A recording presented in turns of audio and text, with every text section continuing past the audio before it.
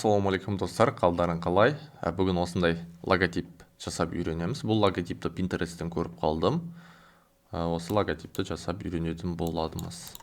Ешқандай қиындығы жоқ. Осылай линия қойып аламыз.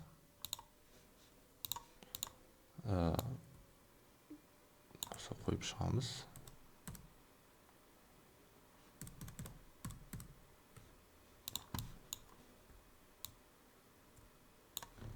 Ctrl-G деп қосып тастаймыз бәрін. Ctrl-S деп көшіреміз. Ctrl-F деп ставить етеміз. Осының бәрін белгілейміз да айналдырамыз. И осы жерде осы инструмент таңдаймыз. И осылай жұмыс жасаймыз.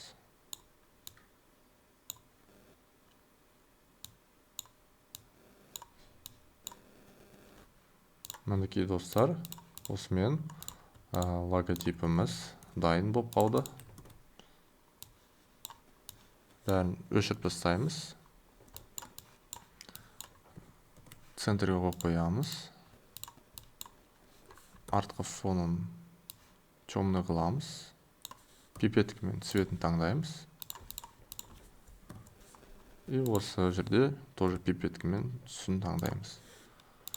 Мінекей достар, осымен логотип дайын болды. Сіздерге пайдалы болды деп ойлаймын. Егер де пайдалы болса, лайк басып тіркелуді ұмытпаймыз. Егер де логотип керек болса, маған жазыңыздар, ақылы түрде жасап беремін, Құдай қаласа. Төменде Instagram парақшам бар, сол жерге тіркеліп маған жазсаңыздар болады. Жарайды, жақсы, сау болыңыздар.